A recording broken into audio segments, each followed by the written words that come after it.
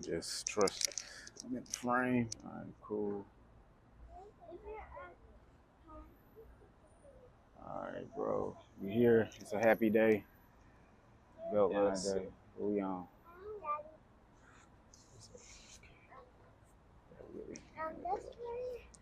Do we both have to read one page or 2 pages?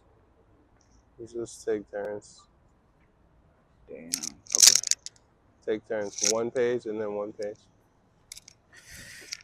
Ah, man. So yeah, bro, man. You know, you got a pen or a pencil or something? I don't. Only the one they got. Oh well, just that one. Dude.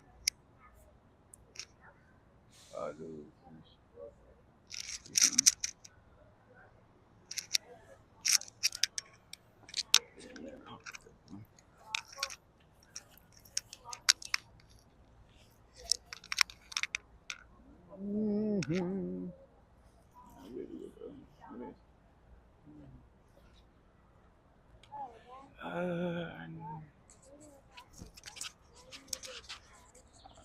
Love to do that.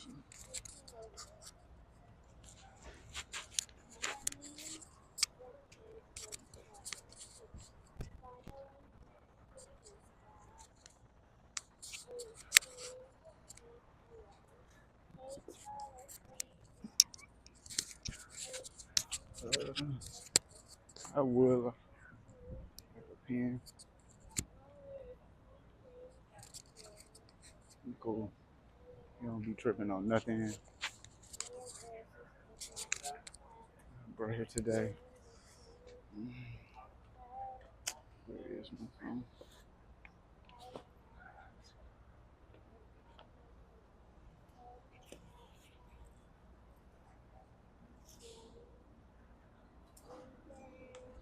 Try to do it on here. You feel like with the pen a little bit better, but yo, man, we here outside on the Beltline live. Nice breeze going on. Yeah, facts. Heaven on Earth Society. We are actually live on location. We in Atlanta on the Beltline today with it. It's gonna be a special episode for sure. So what we talking about today, big dog? Well, there's a lot. We got a lot of things going on today. We could go, Jay-Z. We could go Ye. We could go, what I'm saying? We could go a lot. We could still talk about the music that's, trending. I guess, wherever you want to take it. Or if you want to go trivia off the rip, you can go trivia off the rip. We got a new segment for y'all. A new trivia segment. New trivia segment, you know what I'm saying? Okay, man. We can go we can go trivia first. Let's go trivia. Yeah, because the question that you had last week was pretty good, which was, it's on the air, the Mike Jones phone number thing. That was pretty cool. Yesterday, I came up with this question. I was just driving, and it just came to me. I didn't even sit and think about it. It just came to me. Okay, what's So that, boom. man? All right. You might know this one. You might know Yeah, this one. man. The goal is to stump the other person. That's what I'm saying. You might know. I might. I'm a real hip hop historian. You probably know, but I don't know. So, how many sausage biscuits? Okay, on the song Waffle House, how many sausage biscuits did Travis Porter order? I want you to understand. I've never listened to a song called Waffle House in my life, nor would I. So you have stumped me officially. Never listened to that in my whole I thought you was 50 years of living. Jay. Half a century. Do you want to take a guess of how many sausage biscuits they ordered? No. All right. The answer is 20. The answer is 20 sausage biscuits. So the hook is like that's an Atlanta only type of question. Nobody in the audience will know the answer to that whatsoever. Yeah. No, they're gonna know. It's breakfast at Waffle House, 20 sausage biscuits. Hello, excuse me, man. Welcome on the sausage biscuit. Like I think your followers from Atlanta might know. The majority of us not are excluded from that. If you were in the Southeast, you should know the answer to that. I'm gonna be real with you, bro. When I came to Atlanta, y'all really were in a world of like Everybody knows.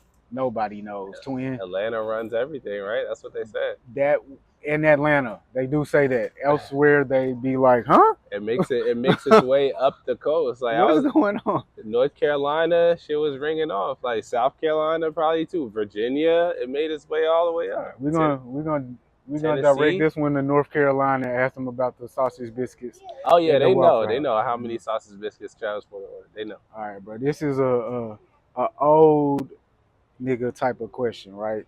You Okay. gotta been into rap for a really long time to even understand where I'm going with this. Okay. All right. Who is the artist? This is an easy one. This is actually very It's easy. easy. Oh, okay. Who is the artist who penned Bow Wow's first single? His first single, which was "Bounce with Me." If that was his first single, The Brat.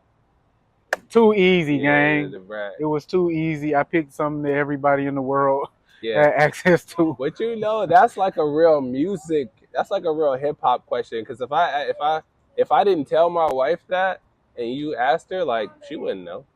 And she was a fan of Bow Wow. That's what I'm saying. As all young girls were. Everybody can't claim to be a rap fan. Yeah. Some people just was there. Yeah, Type exactly. shit. Like, you know what I'm saying? So I don't want everybody to that's why we doing this trivia thing. Like, Yeah. when we answer the question, don't be like, "Oh yeah, I knew that." Then put yourself in our you're not us, gang. I just want you to know. If you don't get the answer to these questions right, you're really not in the fan club. You're not tapped in. You're not tapped in. Send us some questions. How about that? But how they gonna send us questions if it's trivia questions that we gotta answer? Then we gonna That know we that? can ask other Oh, people. ask other people. Yeah. But yeah, shout out to Bow Wow for even being able at that age to get that To verse, memorize to the get lyrics that that verse somebody down. else Yeah, wrote to for him. lay that joint. Like, Just like, what's bro name? Rado? Bro is yo, because high level. JD told him, JD told a story about that, and about how Bow Wow, JD told Brad, like, man, this little nigga, he ain't gonna be able to rap this shit, like, cause you know she got the flow, Chicago fast style, and he told him, leave me in the studio, just leave me here. Bow Wow, probably whatever, 12 years old, leave me here, I'll get it. The song will be done when you get back. And when they got back, the song was done.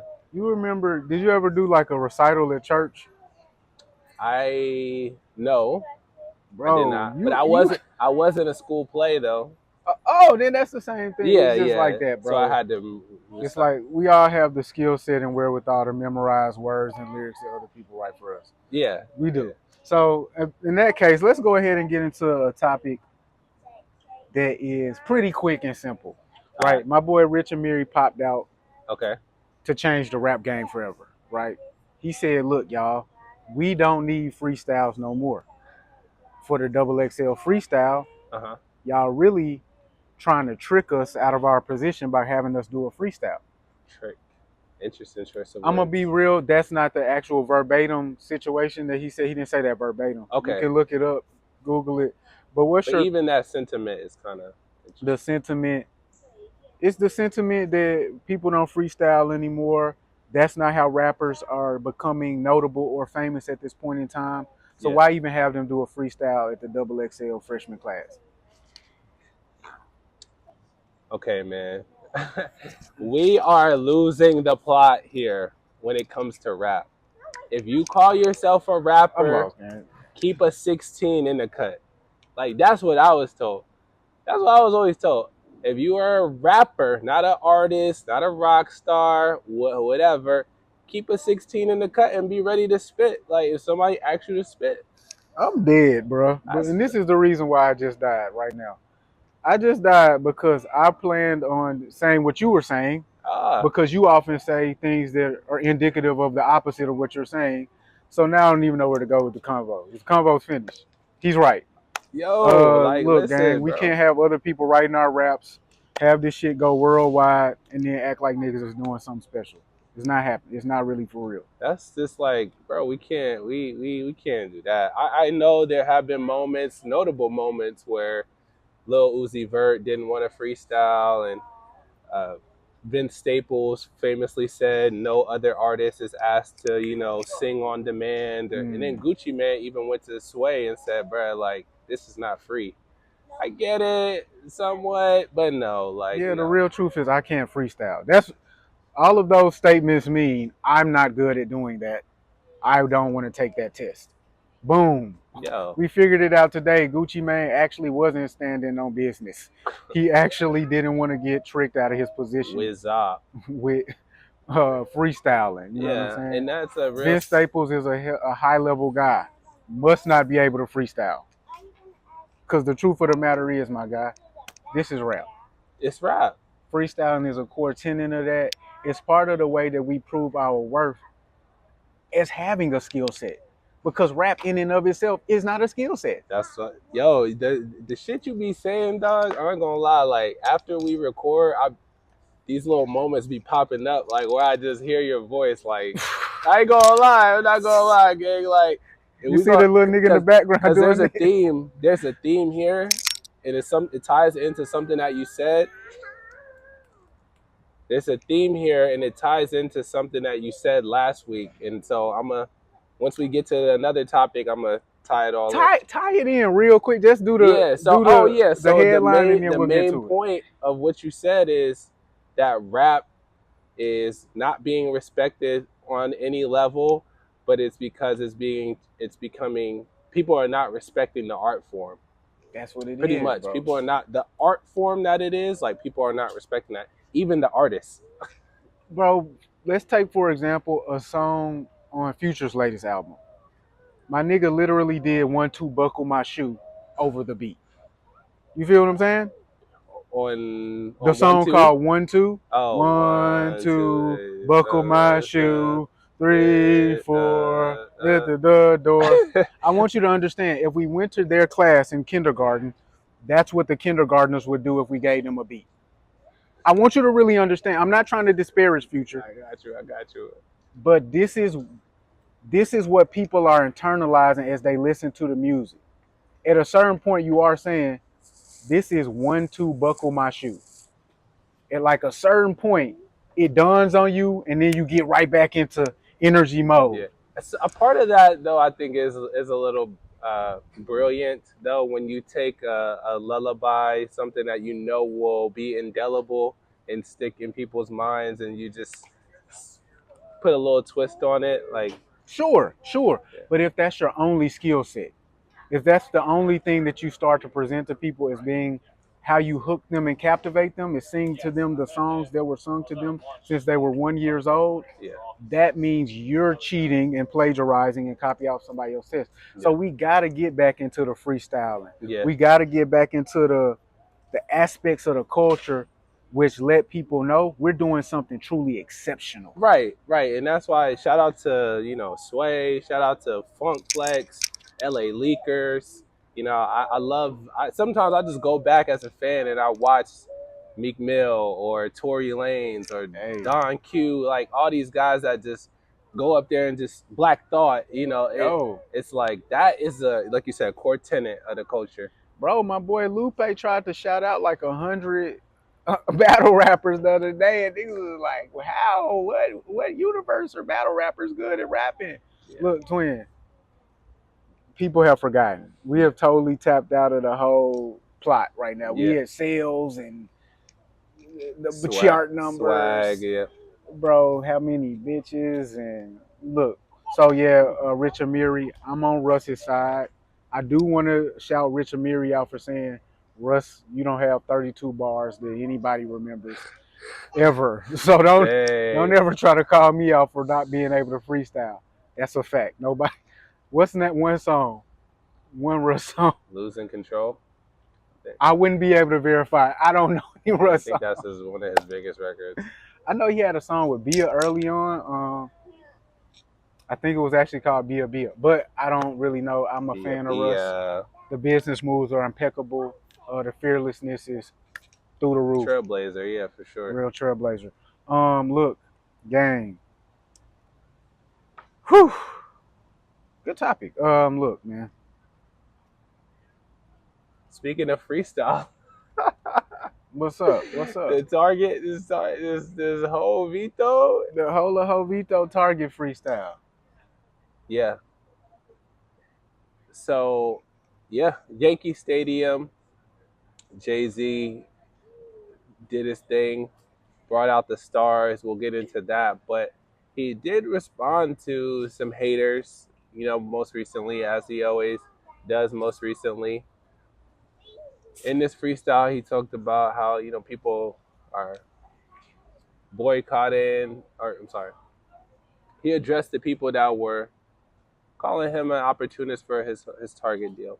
Man, Target, you better hit your target. They just doing the same thing that and Walmart did. Yo, so Oh, that's not acceptable to the people, gang.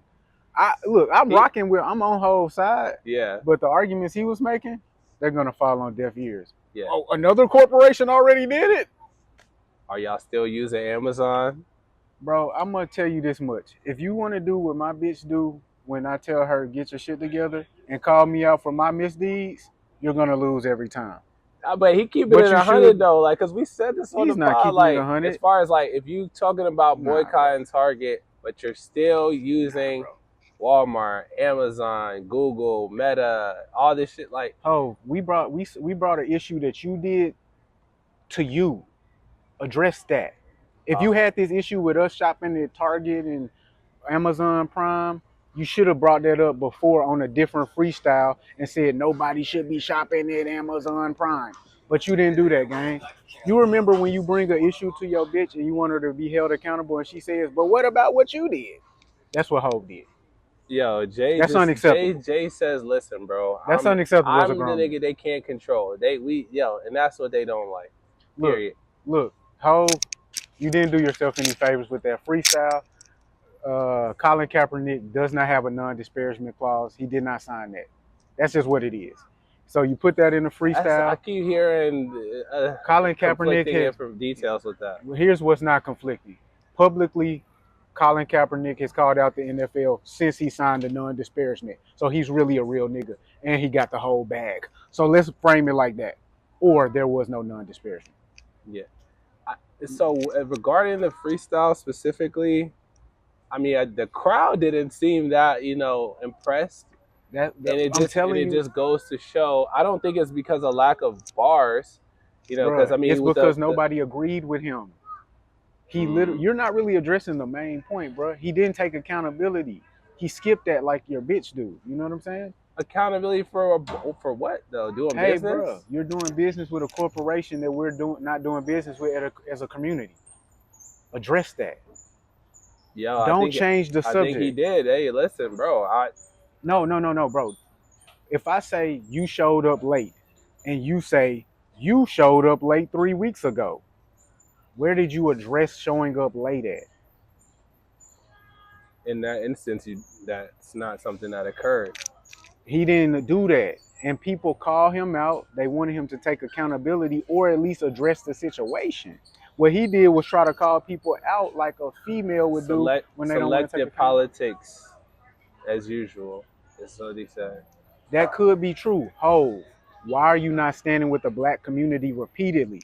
I'm gonna just, as he says the answers that you're saying, I'm gonna just repeat the question. He also in the freestyle said he's given like millions of dollars to the community. Why are you not standing with the black community on this issue? If you're saying that you didn't do it because you gave $500,000, my guy, we're still standing over here. We want you to be with us as a member of the black community. Is that fair, sir? That's fair. That's fair. So why Hov don't ever address these things and just instead he just does what Hovs do and like, no, you did it first but what about what you got going on? We're always showing us time and time again that, he is gonna pop out and make money off of black people's problems that black people have. He has shown us that. Hov gonna do what Hov wanna do. Like, you know what I'm saying? It is what it is. It is what it is. I think that the freestyle was super duper lackluster. But I'm not mad at Hov for the same reason as everybody else. I don't care about the Target deal. I will argue on their behalf while they're not here, but I don't care about the Target deal. I think Hov got to go get his money. I think if he was gonna address it like that, though, he should have just kept his mouth closed. That's not cool, bro. You gaslighting us now, twin. Like, address what we said, dog. Yeah, I mean, the Roots picnic was more fire. It was, and we got more views off of it. So I'm all the way in on that one. Yeah. But look, he cut his hair. The rollout is all the way live, twin. Yeah, I said it, bro. You did. Live You on might the have been the pod. I first said, nigga to man, say it. Hov always growing his hair for the project. He gonna cut it. Yankee Stadium. He's gonna return to old form. This is how people were introduced to Hov. And his wife cut it for him. His wife did cut it for him. Dame said that's just a contrived marketing play. For me personally, I think it's beautiful, right? Yeah. I said the same thing about Ye and Bianca. I think when you and your wife, your family create a self-contained environment where you can create all the revenue you'll need for actual generational wealth. Guys, people who say generational wealth, if you work for somebody else, you don't have generational wealth. Just please never say generational wealth again because it's a misnomer. But look, if you have a farm or a family environment, family ecosystem where you can create all of the revenue for yourself and you and your spouse actually work together towards a common goal and teach the kids how to follow in your footsteps to continue that same common goal, never working for another person, like the Kathy family or the Roy family off of Succession, you're good to go. Hov and B is doing that. Nah, that's a fact. But what I took away from that is like y'all hate Jay-Z. Y'all hate Jay-Z so much that y'all thought his hair was fake. Like y'all convinced yourself that the man's hair was fake. That's so weird to me. This is what I'm gonna do. You're talking about a topic that is so frivolous that I'm gonna be frivolous with you. That could have still been a wig, twin. Oh my god. I'm gonna just be frivolous about the topic because this topic is of no God. concern anyway. Like, so I'm gonna just say the most craziest thing I could say. That still could have been a wig. That's what. But why? To do the rollout. You So, wanted to have this conversation for some reason. It's just bro. like no. I was just wanted to highlight the hate that people have towards this guy to where they have to point at something so true. insignificant. True. To it's something. No, it's a wig. It's a lace. Boy, no, the wigs were fake the whole time. It's not the fake wigs, bro. Not the fake wigs, bro. But at least they look real and authentic. Come on, gang. Like, what are we talking about? What I'm talking about is when Pharrell popped out. Skateboard P. Pharrell popped out on some different. This wasn't the regular Pharrell. Okay. Did you see the clip? A part of it, yeah. My boy Pharrell popped out. He said the bear cut his hair, and he put his helmet on. Yeah. Yankee cap. I want you to kill all of these niggas. Blue New York Yankee fit. Y'all know what I'm talking about. I want you to kill all these niggas. Yeah. Why he said y'all know what I'm talking about? Because I thought he was talking about Drake and the other guys that are. Yeah, of course he talking about the boy, the Drake. Oh, so he's talking about a slaughter season. He's talking about a. Oh. Yeah, he want Hov outside, to spank the boy, put him back in place for coming at the legends. He said kill all them niggas. Yeah, all. I don't know who else would be included in all. I ain't gonna cap. That's because you're operating off a full delusion. You've been sitting here with EDGEWOODralph since we went viral off the 1 million views, and you still haven't gotten in your head. Hov and Future are not cool. That's really ridiculous that I guess you're such a fan of Future that you keep trying to cling to this idea that he could never be at odds with Hov. But I don't know why you would be under that concept. I think when a man mentions your wife, when does it ever stop? When is it ever when cool? It stopped for him and Lil Wayne. Wayne said, "Yo, I kidnap your lady money. Baby money. Niggas ain't got my lady money. And Wayne, I kidnap your lady." And then years later, Jay-Z helps Lil Wayne with his taxes. It's a fact. So it's all rap. I want you to understand. My boy Jay-Z is a high-level opportunist. You think it was nothing in Hov for helping Wayne with his taxes? Have you ever let somebody do your taxes and they rob you blind of your tax money refund? No. Is that a common story amongst superstars and ballers and hoopers? Getting taken advantage of by their tax professional and person who's handling their money? That is a common scenario. But that's like... I just want you to understand, bro, what's actually going on, That's kind of far-fetched. Because Lil Wayne went out. He didn't have to tell the world that at all. He just went out and said, man, this man Jay-Z helped me with my taxes. Like, why did he tell us that? Back to Future. We didn't need... Back to Future. So, I'm going to be real with you, brother. I'm the type of guy, if you say, if it wasn't for C, it would have been me, brother. It'll be when I get rid of this bitch. That the shit is up. The shit is finished. You're talking about my actual married wife. I'm the type to go after B. It's gonna cost me. I have 4 kids with this chick, a B brother. to say my name. It's rap. It is rap. So what I'm suggesting is not Hov is gonna slide out and pop his head off like NBA YoungBoy.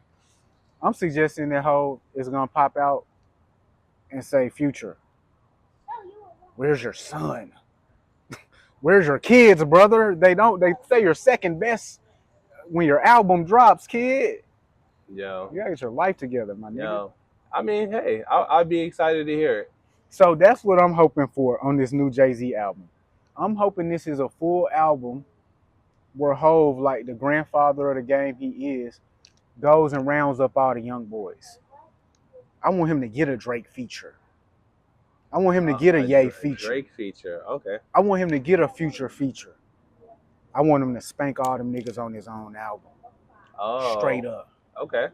Pull up, nigga. Bring him in. Spar. Let's spar. Let's spar. You say I'm an old nigga? Yeah. Say I'm 60. You say your numbers triple, double, and quadruple the numbers. Dude, Eminem me, nigga.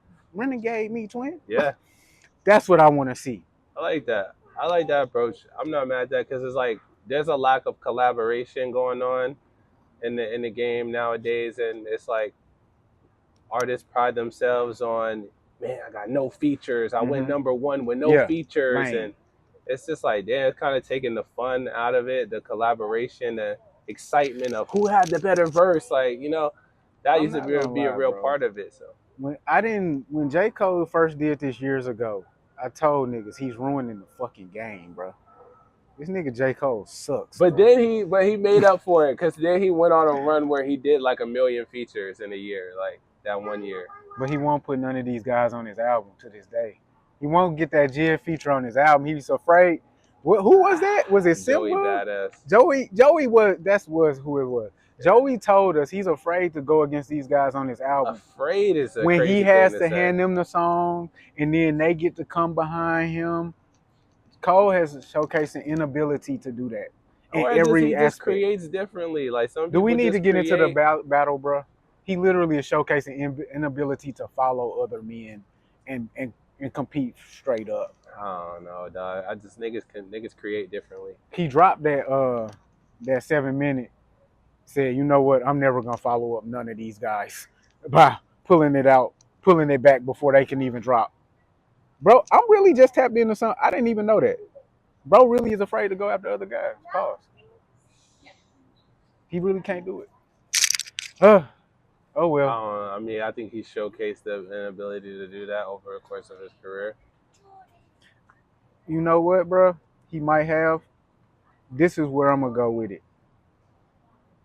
Hov, we need that. We need that because you said that battling was not good for hip hop no more. So this is a way that you can not throw the baby out with the bathwater. Yeah. We can keep the battling. We can bring in sportsmanlike conduct and self-respect. And if you standing in a dude's face on his album, on his song, why are you over there?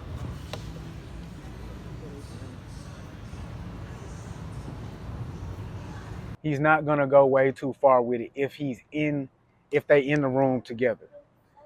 And that's what he said in the GQ interview with Fraser Tharp. Like, yo, you know, we could just do sparring. Like, let's all get on the track together and do our thing. So I'm here for that. I'm here for that. Okay. Look, bro, we'll be remiss if we didn't talk about it. Apparently, this was the biggest rap show, known to man, ever to happen. This was the biggest rap show to ever happen, gang. Dog, I ain't gonna lie.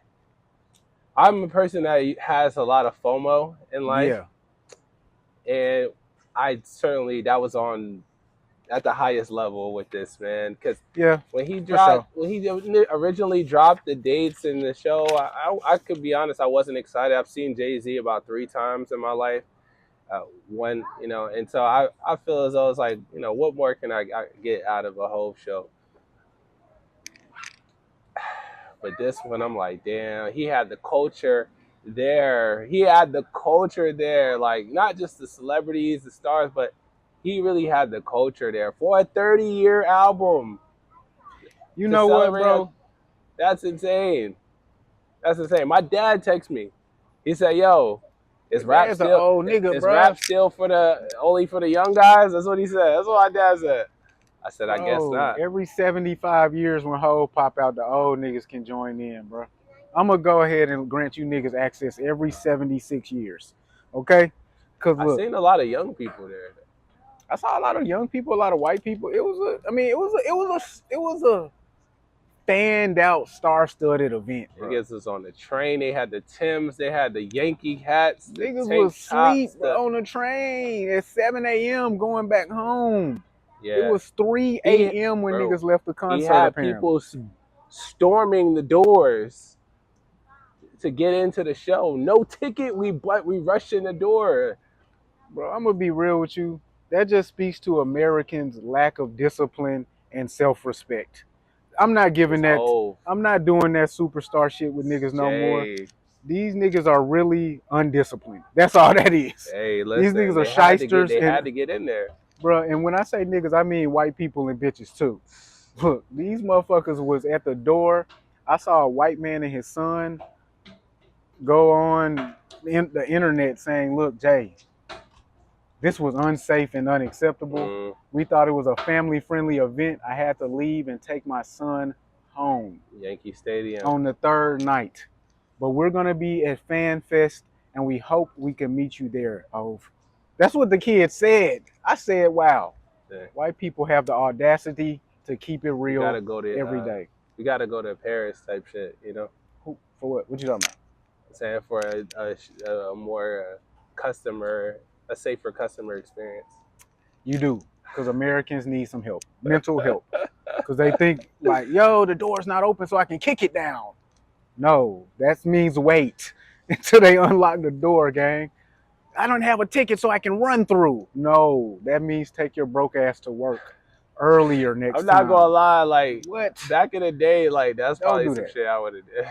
I mean, bro, I get it, bro, but at the same time, I ain't gonna lie, like I'm not gonna say I've never snuck into a concert before. I'm not gonna say I never snuck into a concert, but this is what I will say, bro. The shit that's going on in New York right now, that shit needs to come to a stop. The fires and the fighting and the lawlessness, dude.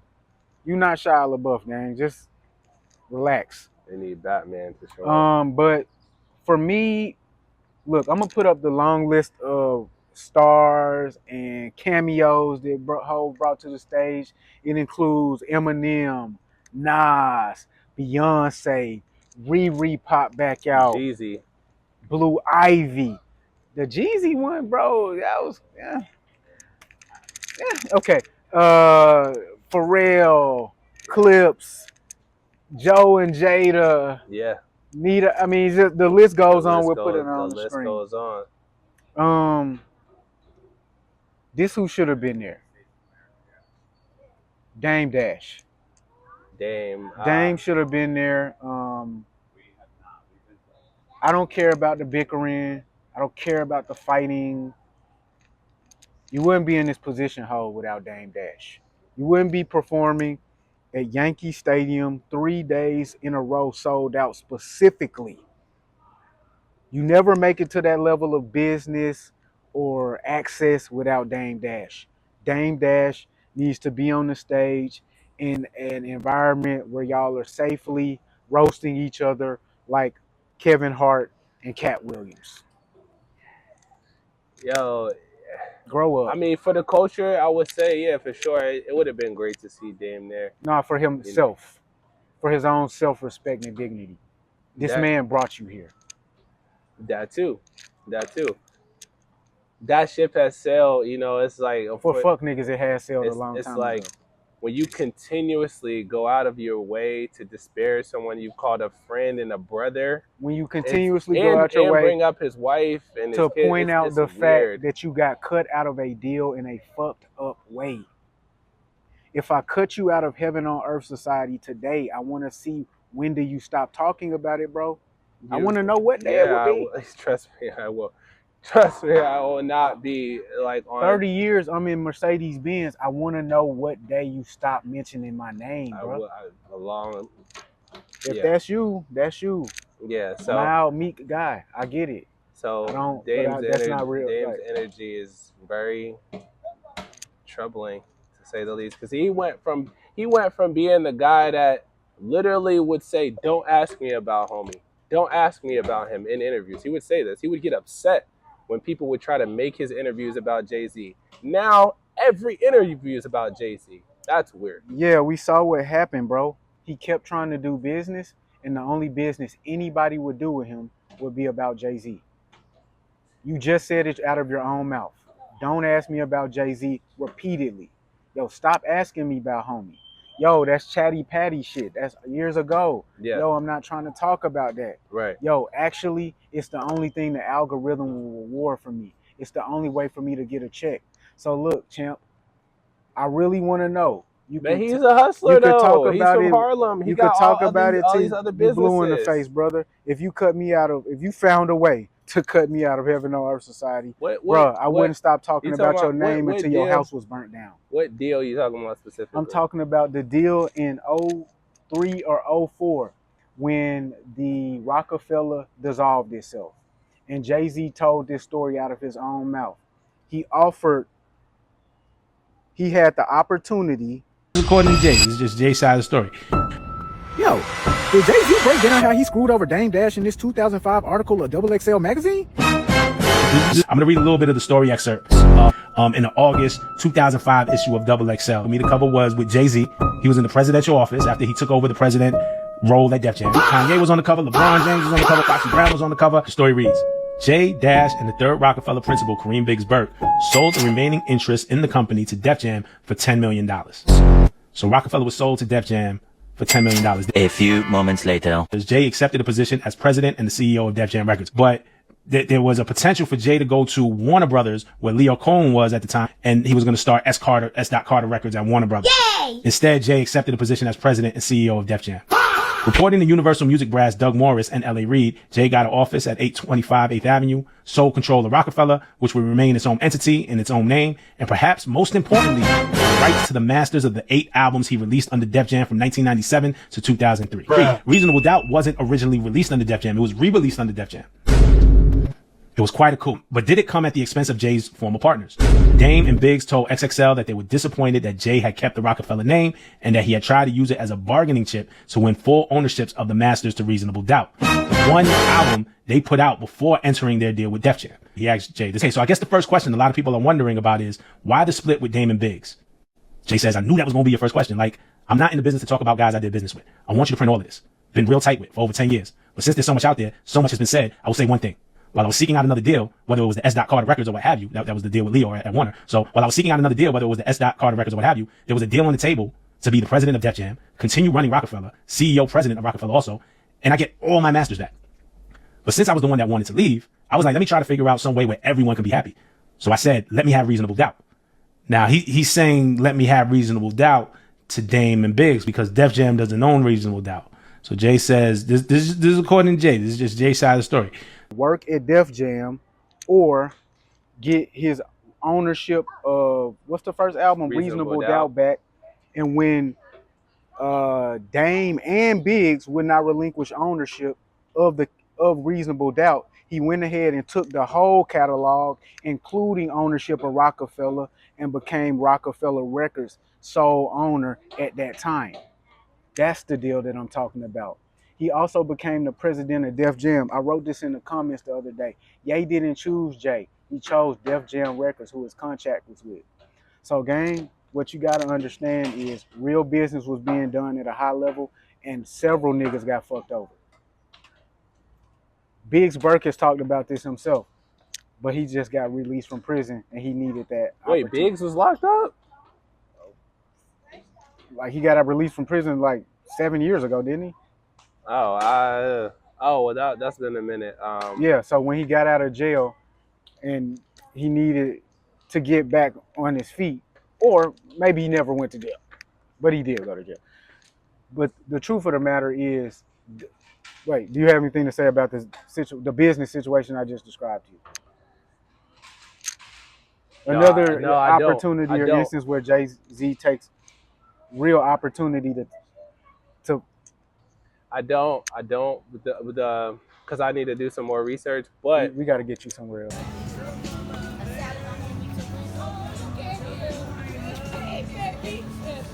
I need to borrow that, dog. I'm trying to get some footage, but I need to borrow that for a second. No, I'm gonna hold it like this. But I am gonna get some footage though. He said for real. I am gonna get some footage.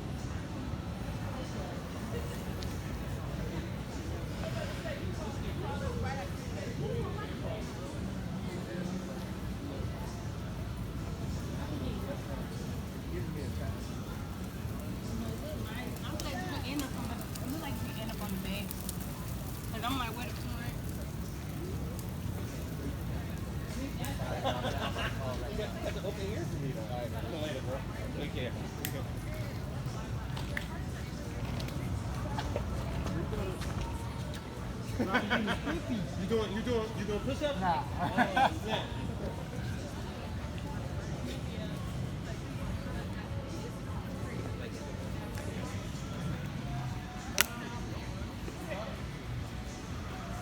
Oh, sorry. All good.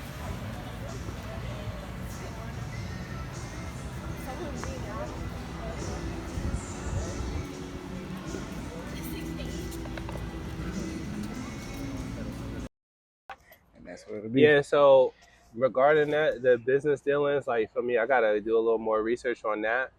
But I mean, I know what has been made public is that Dame became very difficult to work with for several people, including Jay, and he ended up separating himself from Dame, which left Dame in an unfavorable position.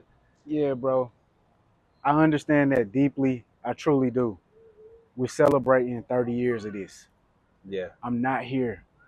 Reasonable doubt does not exist without Dame Dash. That's a fact. Dame Dash has to be on that stage.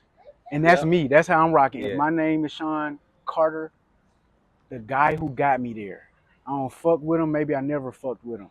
He has to be there unless he's deceased in the ground. Yeah. I can hate the nigga tomorrow. But that's cross that line. Once you cross that line, you gotta stay there. It's real sensitive niggas running around. You right?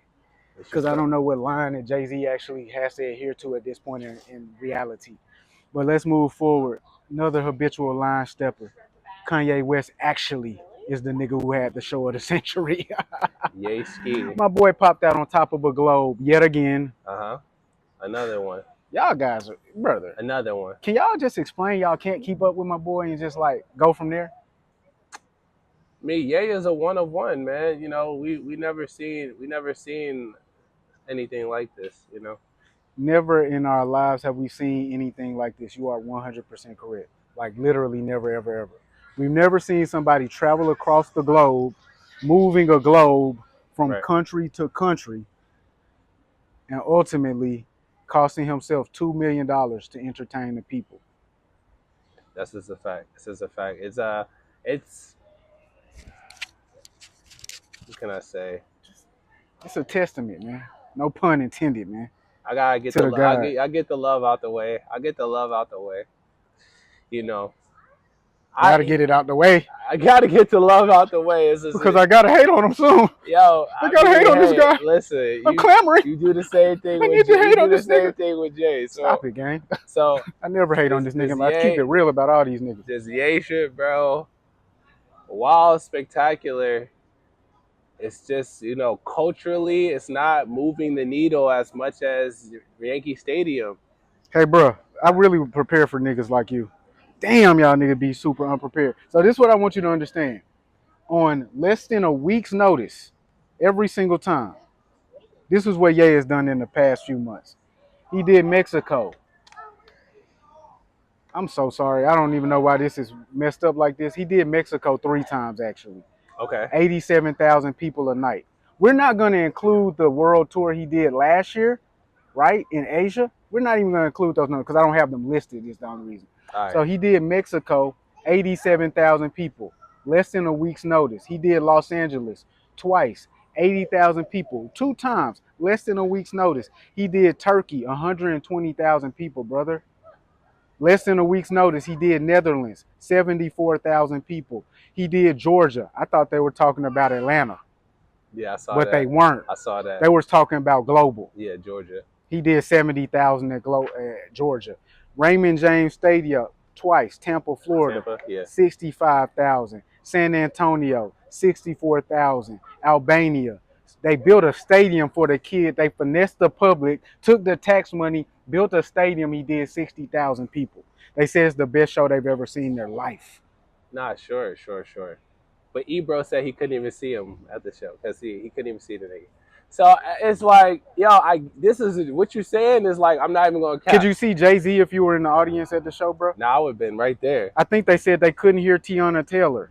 I think they said they couldn't see anybody. I think if you've been to a concert since 2004, you couldn't see the person on stage, bro. I don't know about that. So what you're saying is like, I'm not even going to lie, it's literally like some Michael Jackson shit. Not going to... I want you to understand the nigga was shaking the president, the prime minister hand on some yes sir, yay type shit. You feel what I'm saying? No, yeah. Let's make sure we got that right for you, Mr. Ye. Yo. No, it's not Kanye anymore, is it? I want to get it right for you, exactly, Ye. What I'm saying is, you feel me? Hov is bringing out the culture. This is what I'm saying. I need to see Timbs. I need to see earrings. I need to see Yankee fitteds. These niggas ain't in the culture. Who in the audience in these shows? In Albania? Yeah. 25,000 people from over 80 countries, brother. All right. Get your life together. I want y'all to understand this. Ye had a concert at Wembley Stadium for Wireless Fest. Mm-hmm.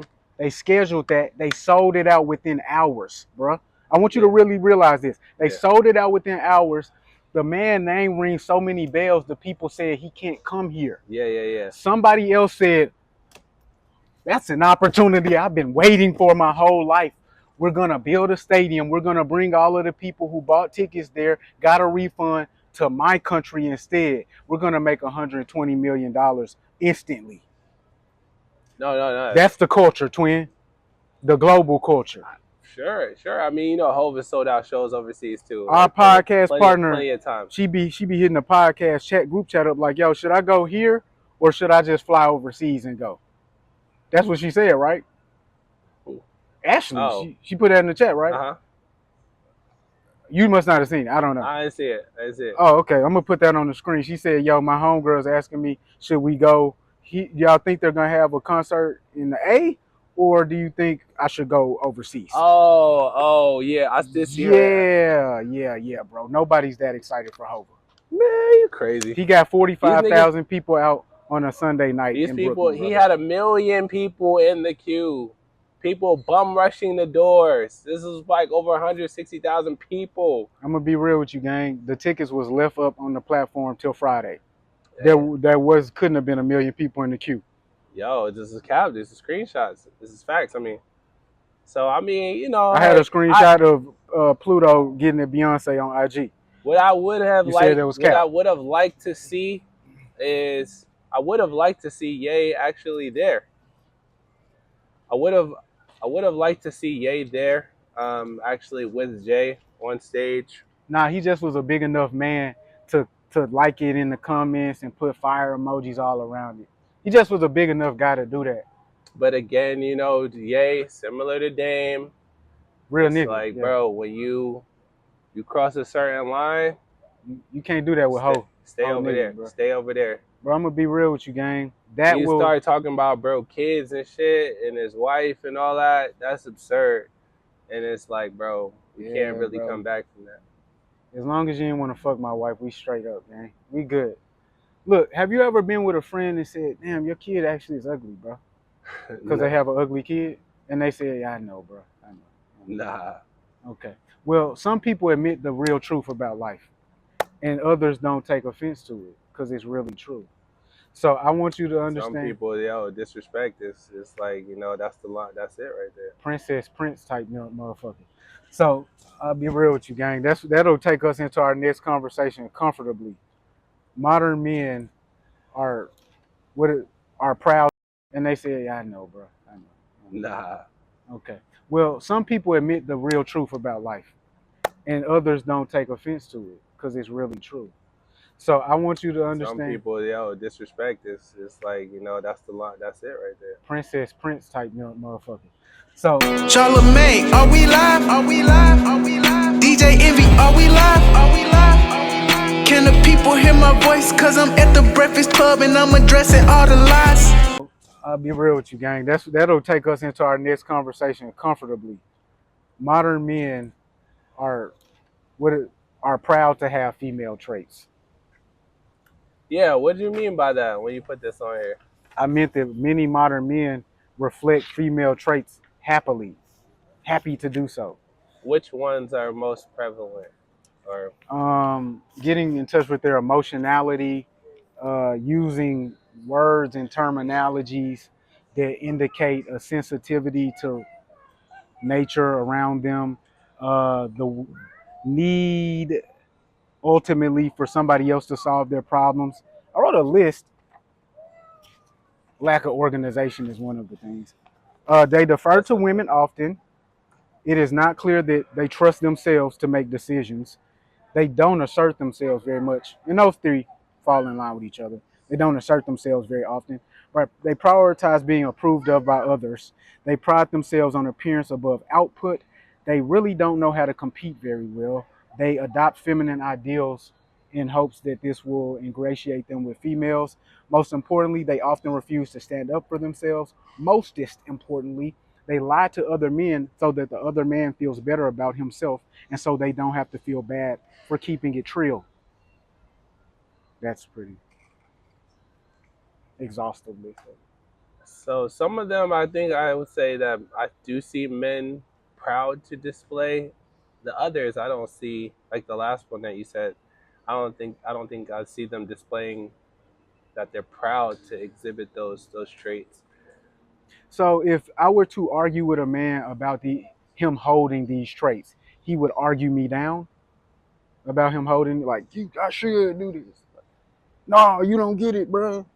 Like type shit. Or he would openly say, oh, that makes perfect sense, and move forward. Would a man argue with you about possessing these traits if you told him that he did? Is that what you said? Is that the question? When he argued that he should possess these traits. Some, not others. So for example, I'm talking about those. I want to do the thing that where we're not talking about the other part that we're not talking about. So there are some men that don't represent this. Let's leave them out. We know that they exist. Okay. I'm here. So you can announce yourself as well. So the answer is yes. The answer to your question is yes. I would say so. If there's men out there that exhibit those behaviors proudly, they would justify why, or make sense of it, why they display those traits. So which traits are you referring to? They defer to women often? Is that what, do they defer to women often? So that is something that I would say that's something that I would see men proudly display. I don't know if I view that as a feminine trait. Why would you defer to a woman? You go to church, right? Right. You're the head of the household? Right. In a biblical sense. What part of that suggests you defer? Yeah, in Often. certain instances when decisions are being made, I look at it as, you know, at the end of the day, the decisions are made in a collaborative manner. So it's in some instances, I think it is appropriate and inclusive to have your partner be a part of decisions that are being made for the family. Okay, deference is a real thing. So referring to somebody is a thing too. Referencing them. Hey, let me refer to you on this. Deferring to them is different than referring. So I understand that what you're saying is true. If I want some information about the world, I would ask this young girl to help me shape my opinion of the world around me, to get the perspective that she has that I might not. Deferring is totally different than that. Yeah, that's a fact. That's a fact. It's a good distinction. And so what I'm saying is men defer as opposed to refer. Okay, yeah, and I think that is. I think we are supposed to be the leaders in that regard, and that is a masculine trait when you don't have to defer to another party, another or your woman. I think that one is underpinned by the second thing. I think that most men don't trust themselves, so they do defer. That makes sense. Yeah. That makes sense. I think because they make a pattern of deferring, they trust themselves less. Cyclical. Yeah. They don't assert themselves very often. And again, that follows in line behind the first two. They don't trust themselves, so they don't assert themselves often. Yeah, but see, these things though that we're describing, like, I don't think that if you were to challenge men on this, like, they would be proud of that. They wouldn't be proud of it, but they would argue you about it to why they should keep doing what they're doing. Oh yeah, and so that's what I mean by proud about it. Like, okay. Like super unwilling to take note and make the adjustment. You know what I mean? Yeah, your brain's job is to rationalize and justify. That's not your brain's job. Your brain's job, I don't know. When you say job, I don't know what you mean. Well, but my job from a psychological perspective, that your brain has a default mechanism to kind of protect itself, yourself from harm or feeling as though you're doing something wrong. So you will find a way to rationalize or justify behavior, even if it's not correct, until presented with other information, or even sometimes even when presented with new information.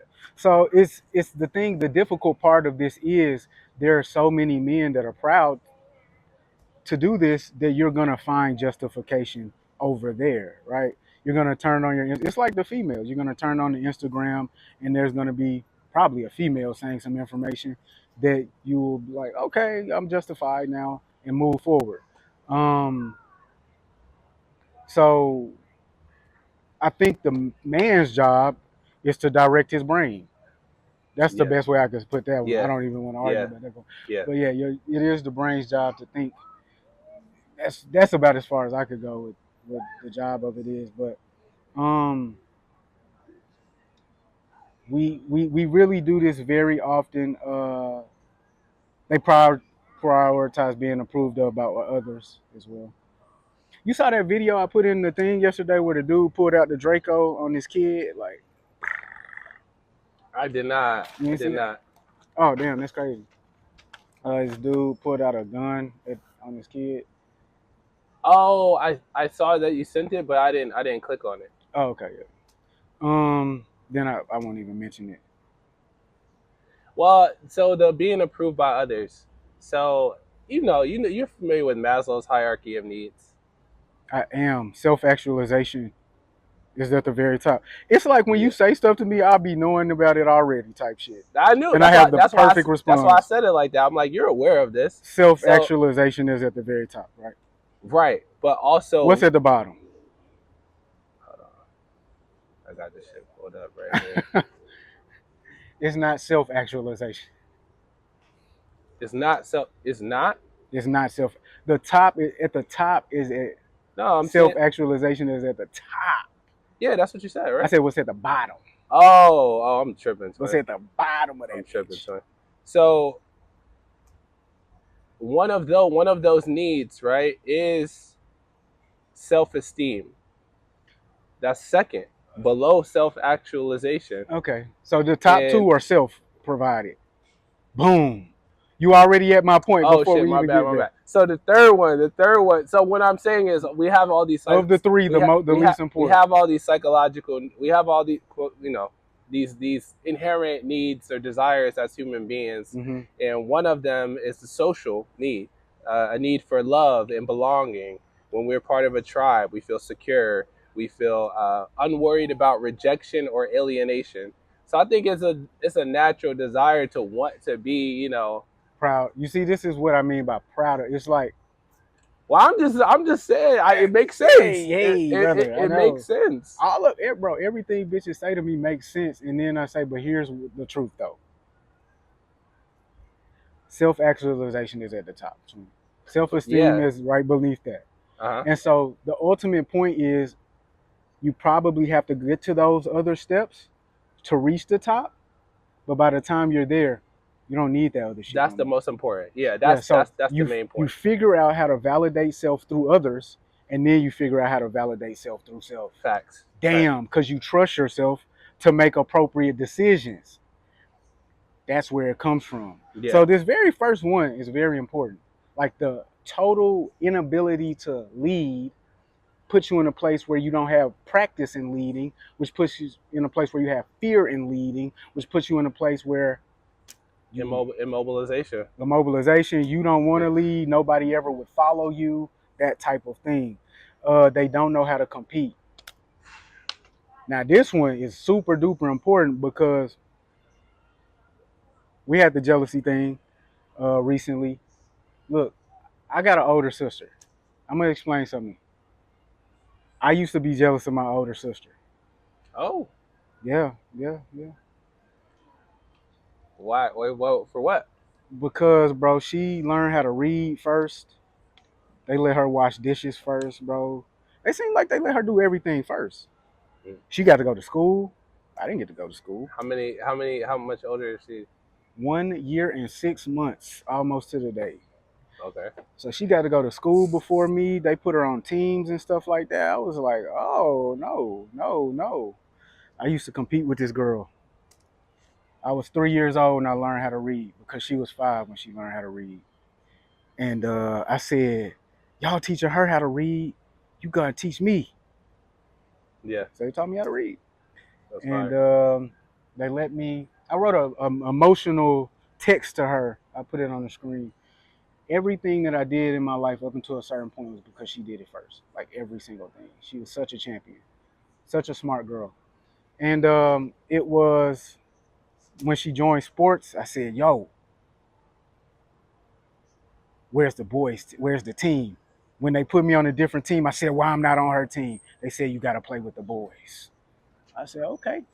It was like 4th grade or 5th grade. I don't remember what year it was. She won a spelling bee. And I said, nah, she's smarter than me. And then I went to school like the next day or the next week, and I won my school spelling bee. And then we went to the city spelling bee, and that's when I stopped competing with my sister. Like 9 or 10 years old.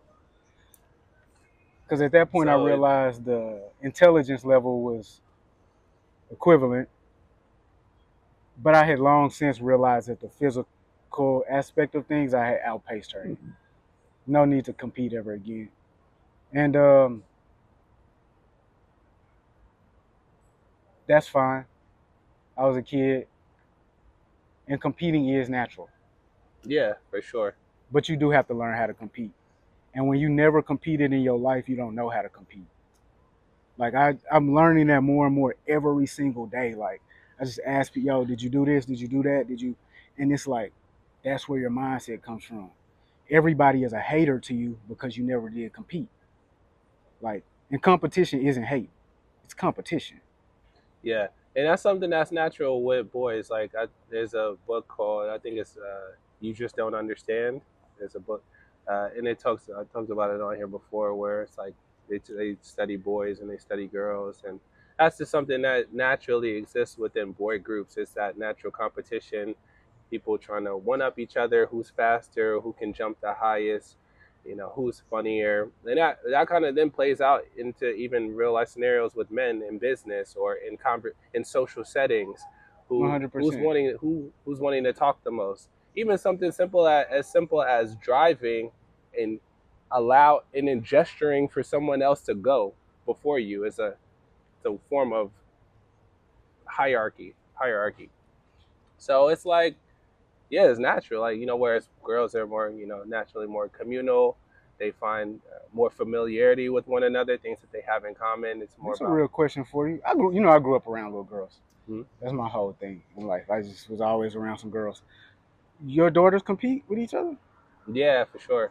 So when that whole saying women are less competitive comes in, I'd be like, nah, that's cap, man. I never noticed that.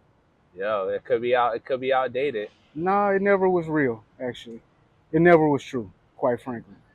And so that's going to deliver us safely into our next conversation. But before we get that one done, I do want to make it clear, like, this is not good. I wouldn't, look, bro, sometimes I feel bad because I be watching a Pop the Balloon or a dating show or whatever, and I realize, yeah, I wouldn't follow this nigga either, twin. I cannot be super mad at you for being somewhat disrespectful to the nigga.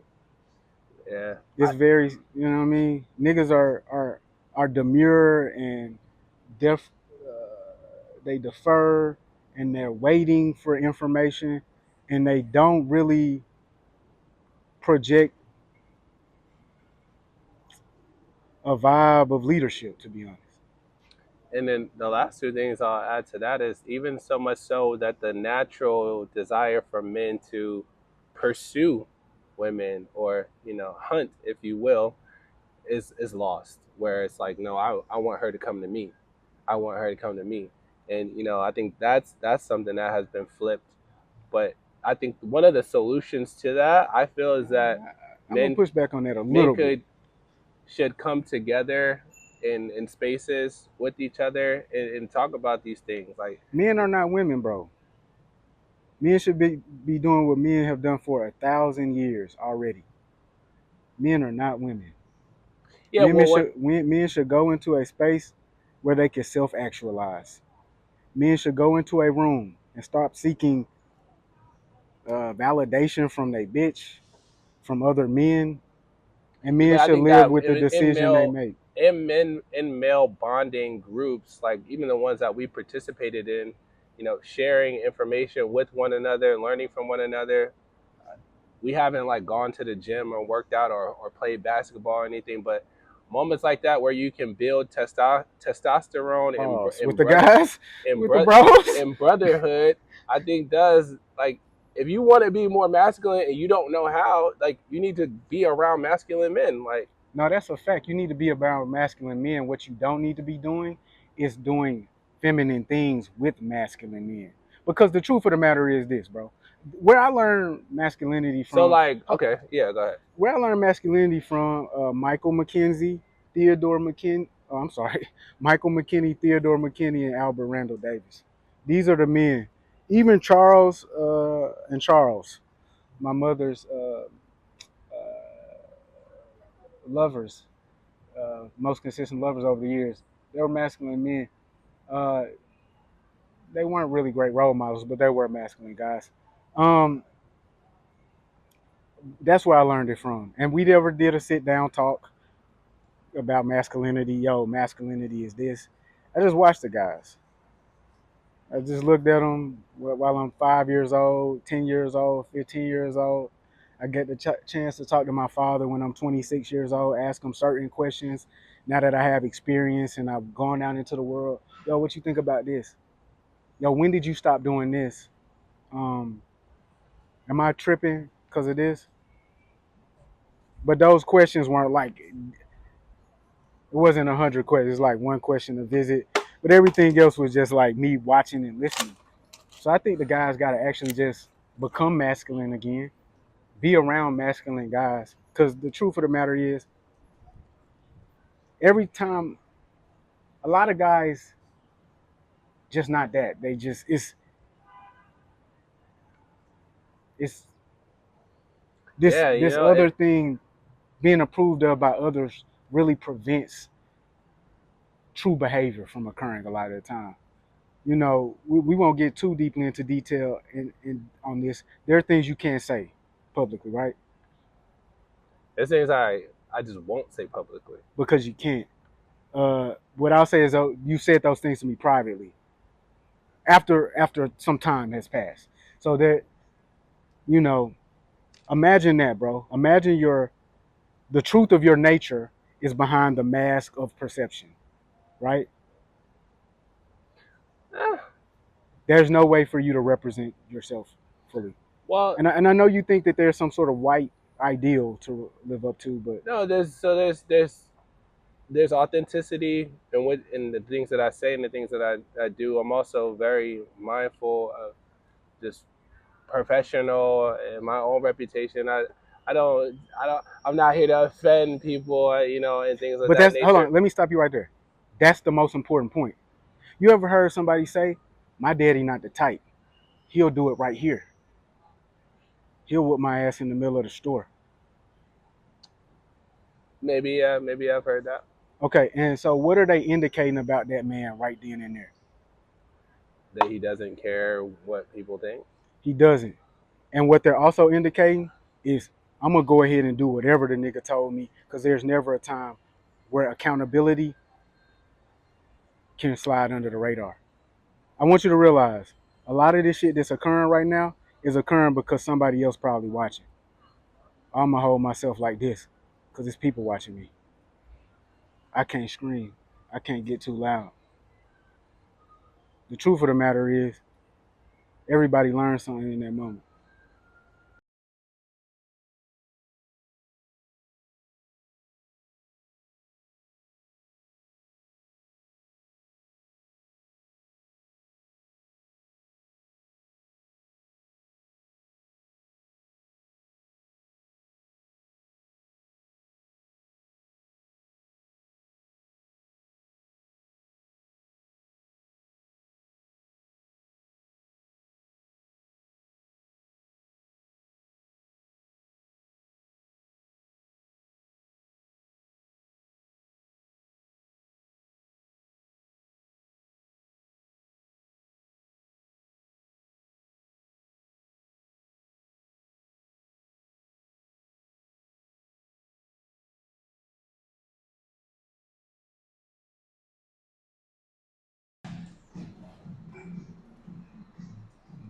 What do you want? So say the last thing you said. Slowly, people lose respect for people who are paying attention to the perceptions of others. Well, yeah, I mean, I think that's incredibly important in life. You know, like public perception matters. You know, Wait, what is? Public perception matters. Okay. Paying attention to how others perceive you is important. Having that awareness, because it can affect you in your personal life. If you're a man conducting your own business life.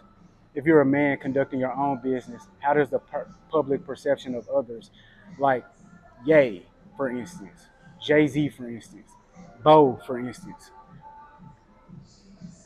Bo, the guy who owns this and Fox Brothers and Smith's old stuff, bars and stuff like that. What will the public perception of him do to him? Like, if he disciplines his daughter or his son in public, what will public perception then be able to do to him? People could rally. They could post things on social media. They could post negative reviews about the business. Have people done that? They could stop patronizing the business. Have people done that? People have, yeah, went out of their way to not support people because of things that they have perceived about them. Okay. Look at the baby. Look at the baby. And the baby, to my knowledge, is financially He lost straight. millions of dollars. He said this out of his own mouth. Okay, Dave Chappelle lost millions of dollars too, right? For self-respect. That's what it's called sometimes. Like, out of self-respect and to set a precedence that we're going to have to live up to for the next 100 years, we don't care about the perception because we are It is our perception. You know what I'm saying? Yeah. Doesn't that feel more powerful? Like if you could actually live your life through the lens in which you see the world, as opposed to like having to shape things around the perceptions of others, which in fact you're only thinking what they might like or dislike. You don't even know.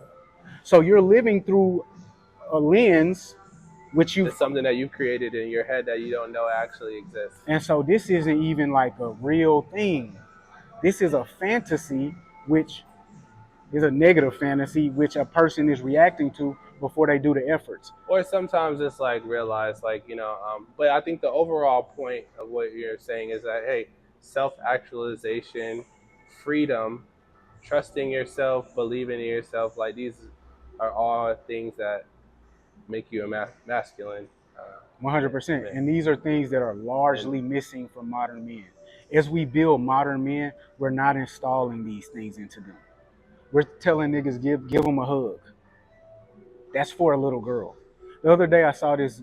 I mean, boys need hugs too. Sure. The other day I saw this woman. She had her son with her, and she said, "Open the door." And he stood there. He tried with all his might. You strong enough to open it? Open it. Then she was the slightest did this for him, and he pulled it. Oh, she said, "Oh my God, you're so strong." Went right through. And that's what young men need.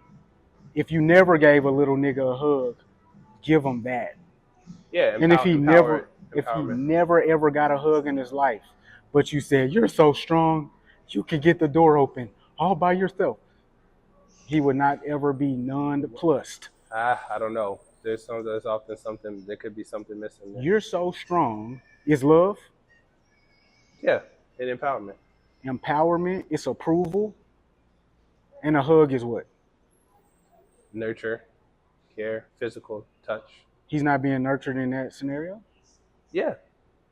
Are we suggesting that this woman who does this never physically touches her son? No, I'm saying. Well, no, I think you said if he never gets a hug, that there's. What if we gave him a high five or a pat on the head? I think or just a good job. Powerful. I think there's something powerful in a hug. Sensitive thugs. Physically. Y'all all need hugs. Damn, little mans, I'm just trying to. You ever hug your dad? Has your dad ever hugged you? Yeah, towards the end of my life, towards the end of my dad's life, he started to make a point of hugging me at our interactions and even kissed me on my forehead towards the end of his life. Not as a kid. I think that's yeah, but I mean, we can never go back in time, but I think that, I've heard a lot of men speak about it, like, damn, like, my dad, when I was 20 something years old, the first time he told me he loved me, or, my dad didn't show me emotion. He didn't, and then the way that they're speaking about it as if it was something that, is a negative impact to them as an adult. And that's, man, I'm so glad you brought it, because I was about to skedaddle right off this topic. Here's the thing, bro. Those people who take the time, who of note have you seen say that? What notable man of real success? One it was my father-in-law, and then the other was, I believe it was Carmelo Anthony. I think he said this on 7 p.m. in Brooklyn. Carmelo Anthony is retired? Yeah. Your father-in-law is retired? Not yet.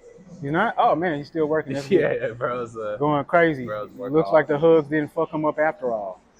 So, bro, look, dude. Whatever I need to prove the point, I'm gonna prove the point. Nobody needs to fuck fucked up. I'm just saying, he's balance, not fucked up. Balance. He's working hard. Your father-in-law. Yes. To this day. Yeah. Providing for his wife. Yeah. He could provide to his daughter if he needed to. Get you guys out of a bind. Yes.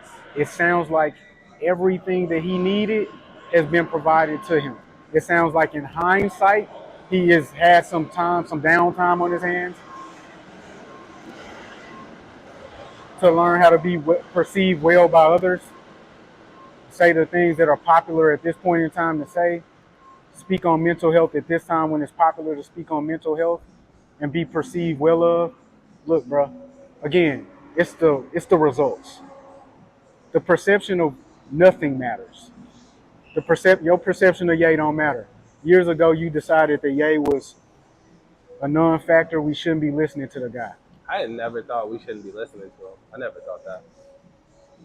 I can't run the video back that far, but years ago, you were with the people that wanted to cancel Ye. Or, No, that's not true. okay, well, years ago, people wanted to cancel Ye. Right. They literally just shut the concert down. He generated $120 million.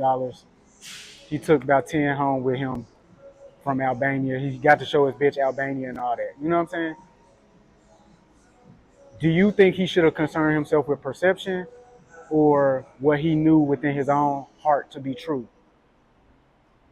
Well, I think there's many moments in Kanye's career specifically where he should have been concerned with perception because it has negatively impacted him many times. It has negatively impacted him.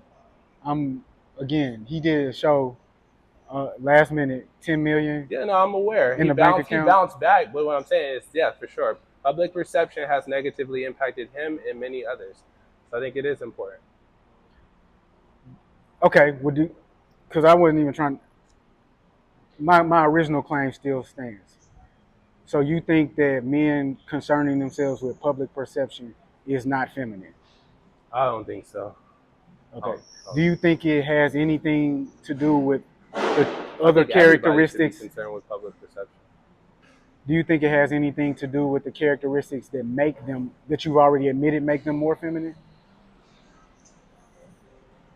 Not the deference and the other thing that you stated. Not those things. Okay, bro. Well, you heard it here first. If you're not listening to your bitch because other people want you to listen to your bitch, stop listening to your bitch. If you listen to your bitch, it's probably because you need to follow her at lead. So, we can move right into so I sent you the numbers. It seemed like you didn't know what I was talking about when I sent you the numbers for the survey and study we did. Kind of confused. Go ahead and Just tell me what you were confused about. So I saw that the tally of the different answers for the question that we asked, which is, are men jealous of women? You said we are not included in these numbers. So that was just the people on the videos. Those are just the people that we interviewed on the street. We have those answers. We have that data. 100%. Yeah. So what is you were saying that you didn't understand it, so I'm trying to figure out. Well, I know when you sent the message, I'll tell you off camera. But what did you got? What was your main takeaway from that experiment? My main takeaway from the experiment is that the majority of people do not believe that based off of the people we asked. Majority of people don't believe that men are jealous of women. Yeah. So no, I mean my takeaways were what I wrote down and listed. So our findings from the experiment, we surveyed 19 people. Let me pull it up.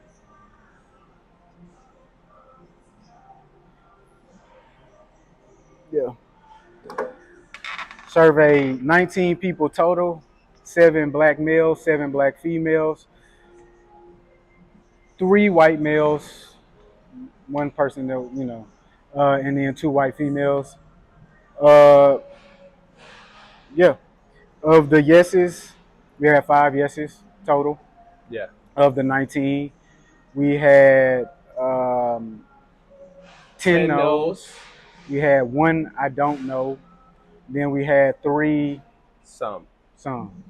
And so what was interesting to me is what happened when we put it on social media. So first one we put up was the father, son. The second one was the woman who was adamant. And just the result of hers getting the least views actually kind of was shocking to me. The woman with her husband? Yeah.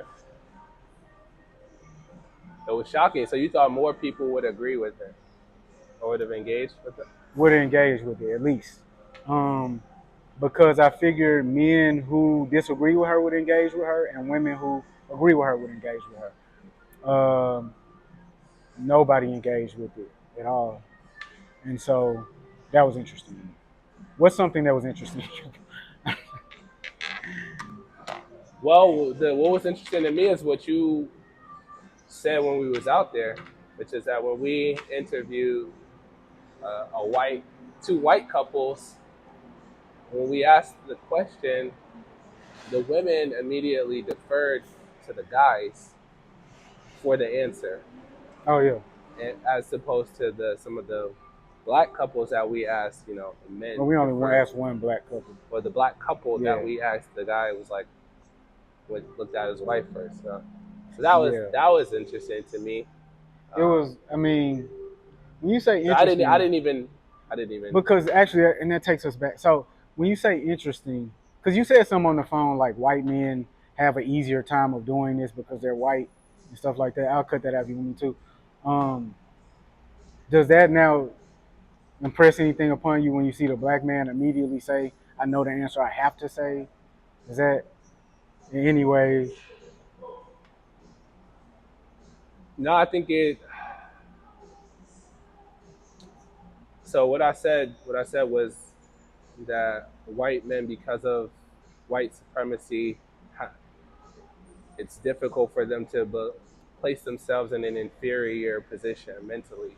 So they don't have to think of themselves as being jealous of women. Correct. Yes. Correct. Yes, that's your conclusion. White men have some sort of superiority complex that allows not them all, but generally. That's just been baked in where you walk around the world a certain way with a certain cachet. That's just inherent, and that generally hurts. So that kind of just was on display a little bit, That hurts, bro. I don't know if you realize that when you say that actually reduces black men. I don't really know if you understand that. I don't intend for it to. I know you don't intend for it to, but do you understand now that you said and you hear it back, white men have the ability to see themselves as superior so they don't have to think of themselves as jealous of women? Yeah, but I'm saying, so I can't erase. I'm not saying erase it, but do you see how? But I'm saying that's a whole system. Do you see how that reduces black men to having an incapability that another group of men don't have? Yeah, I can see that. Okay, and as a black man yourself, we do have the capability. It has to be cultivated and instilled. Because that what I'm talking about, that's hundreds of years of shit that set them up that way. I've only been alive for 38 years, so my experience is really only emanating from this point in time. Mm-hmm. My self-actualization. So it's like really, it's not incapability on the part of black men. It's just likelihood. The likelihood is that if you end up with a black man, he'll be less capable of not seeing himself as jealous. I mean, we could stop it right there, but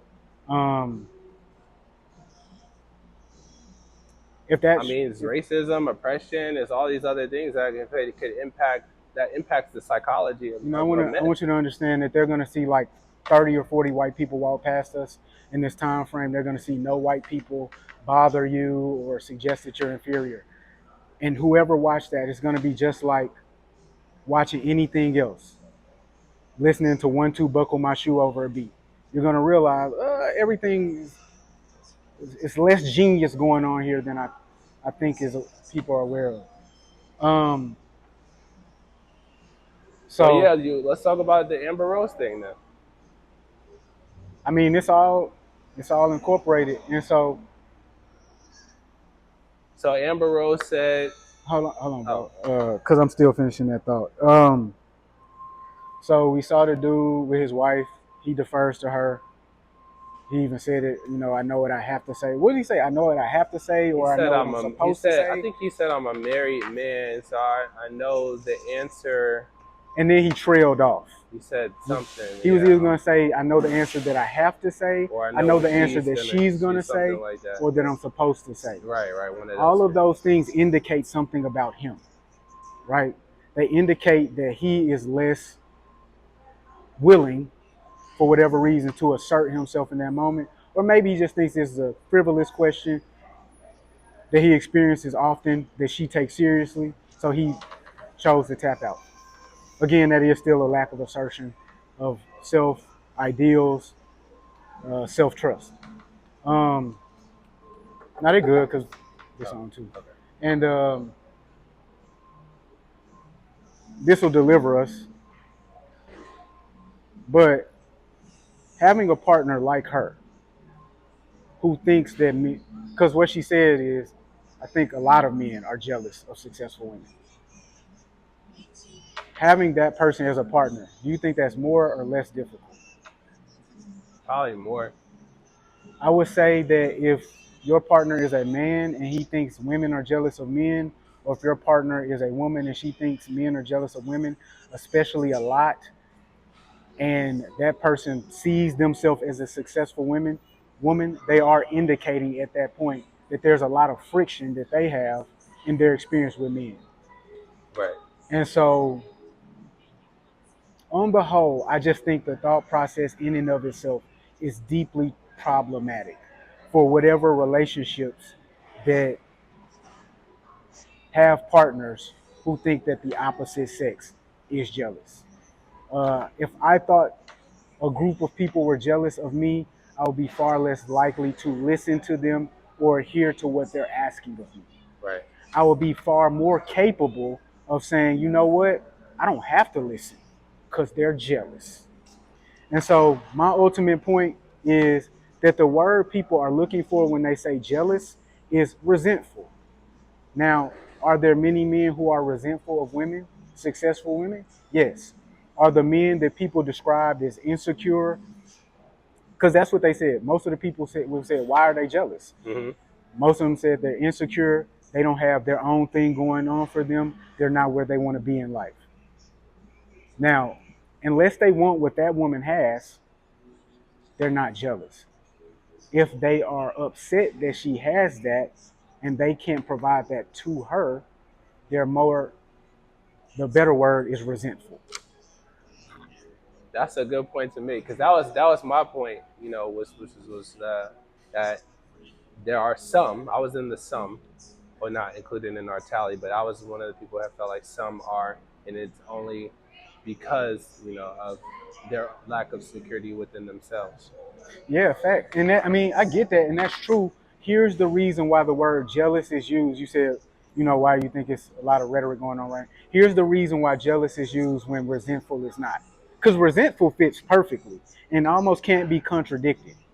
When This Okay, go the ahead. people, the reason people use the word jealous is because when you say the word jealous, it causes people to question that action without questioning anything that's going on over here.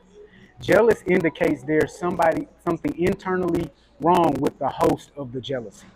So if I say you don't like what's going on and there's something wrong with you, guess what? Now I don't have to address The anything I've onus is done. on you and Yeah. not me. So that's why the word jealous is used, not resentful. Resentful could imply that I've done something to create the resentment. Jealousy, again, just implies Yeah, I ain't got nothing to do with me. you're absolved. Yeah, Yeah, yeah. That's weapon. It's weaponized. Yeah, super duper. yeah. And No, I just, yeah, that's a good distinction to make. Words matter.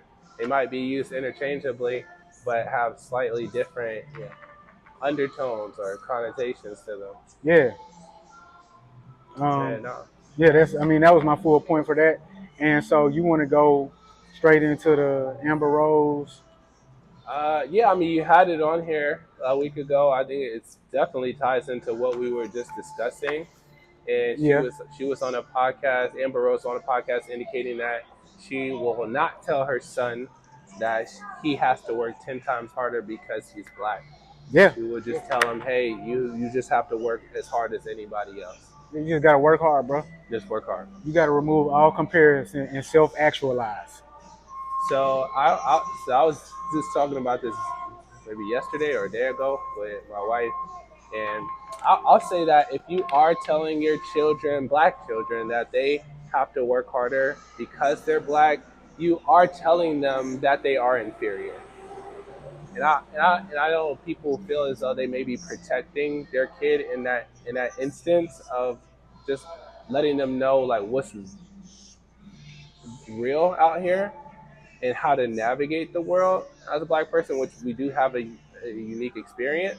Yeah, we do. But I think that when they are young, and the way it's the way in which you introduce that concept that will really dictate how they perceive themselves. Words are super duper important. Do Albanians have a unique experience? Sure. Do Egyptians have a unique experience? Sure. Does every culture have a unique experience? Sure. Every culture doesn't have chattel slavery and Jim Crow. Does every culture have slavery? I don't know. I actually don't know if that's 100% true. And so, I think that's the other girl who we saw last week. Yeah, bro. Slavery is, black people have slaves. We call them dogs, cats, pets, farm so as an African American, we have a unique experience. What I mean, we have a unique. I understand what you're saying. What I want everybody to understand is that sort of rhetoric is what has underpinned the idea that we need a unique treatment. Because everybody has a unique experience to the point that we don't even need to announce the unique experience of different groups. Well, for example, so the example that I gave was that if you do not, enlighten your child to the realities that they may face as a black person, then they will enter into adulthood and be in settings, whether they're social or corporate settings, and they may get a wake-up call. If so you're saying they don't have the awareness. Do have to operate differently as black people. So I'm slightly, yeah. There is no slightly, bro. Either you got to operate differently or the same as everybody else. It's no slight. No, we have to navigate the scenarios differently. But so you got to understand that you're saying the exact opposite of what you were saying initially, which makes things confusing. Okay, so what I'm saying is, if you tell your children that they have to work 10 times harder because they're black, I think the phrasing of that tells them that they are less than or that they're somehow inferior. How should you phrase it? So that they know that they're different and unique, and things are going to be based on their individual experience because they're black. But how do you explain that in the best words possible so nobody could ever misunderstand? Yeah, so conversations that I probably have with my children is that it kind of goes back to what we were just talking about, is perception, right? And hey, people are likely to perceive you a certain way because of your skin tone. This is just a reality. It's actually not, though. It's really genuinely not, gang. I'm gonna be real with you. So no, it doesn't exist. It doesn't exist. Okay. So I don't even think this guy has looked at us. I'm gonna be real with you, bro. Nobody is stopping us from doing. Nobody thinks we're robbers or about no. I'm not casing the joint because we're black. That's not what I'm saying. That's so what are the experiences that the black child has to fear that they will be different than others? Because what we are talking about is creating a fear within them. This isn't comfortable for anybody. Finding out that you have to operate differently off of a different script that nobody ever wrote before is not comfortable. It's actually deeply alienating and confusing to everyone who hears it, to the point where no one can develop a script or a pattern of movement for anybody else to follow. So this is what I'm going to suggest. I'm sorry, guys. I went ahead and cut them off. But I have to jump in and say, Shorty's 100% right. Telling your kids they black and that they have difficulty in life is setting them up for failure. It's setting them up to not trust themselves because nobody else is going to trust them. It's setting them up to assert themselves needlessly in situations. It's setting them up to see situations and environments as threatening to them that are not. That's all it's doing, bro. No, I think there's a way in which, again, you provide awareness without it being fear-based. What do your daughters have to do differently right now as little black girls that little white girls would not have to do? Right now, they don't have to do that. So that's why I'm not having that. That's not why I'm not having the conversation with them. So as they get older and they navigate life without you sitting right next to them, how will they know when to turn it on and off? You're like, so you're just telling them the code switch. So when do they need to switch it up? That's a. Because I'm actually getting confused right now as a grown man. I'm thinking, wait, because we're in public, so they don't need to switch it up in public.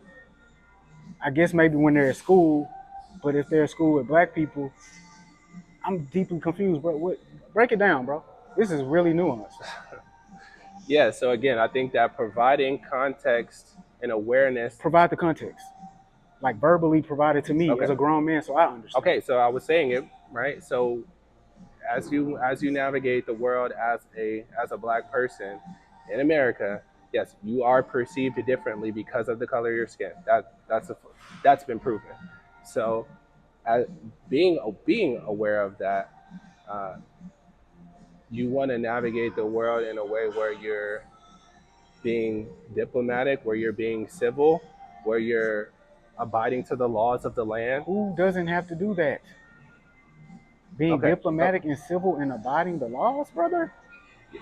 Right. So with the do it because the consequences for you may be more severe than others.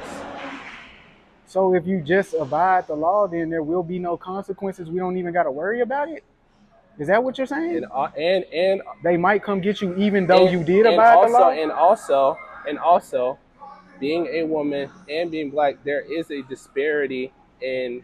Bro, you just hit you literally just hit the dude. I think you're somebody somewhere within the next 1,000 years is gonna clip you up and say, "This guy just told me my life is more difficult. I'm a black woman." I'm gonna be real with you, bro. You're literally saying that. Okay, so your main point is, do tell children they're black or don't. Just boil it down to that, because I'm a little. So again, I think that I thought you agreed with me, but now I see we. So no, I think that it can be. I think that it can be crippling and disempowering to say that. But do it anyway. No. To do it, have a separate conversation that's more nuanced that I'm not able to have with you right now. It's something that I have to really think about and prepare for, and be extremely careful with how I introduce the concept of racism. To me? I'm a grown man. To my kids. That's what I'm saying, bro. Either you can think of what to say or you can't. I mean, I started to explain. I did explain two points. But you weren't very specific, bro. You said you have to abide by the law, and if you don't, basically, you have to abide by the law. You have to be civil, and you have to even if you do that, they still could get you. You have to navigate spaces more carefully because consequences are more severe. And also, I said that. So how is that not telling black kids that they have to work harder? That's literally telling black kids that they have to work harder. You brought up code switching. That may be an appropriate. Defense mechanism or tool. But then I also brought up that that's literally telling black kids it's harder.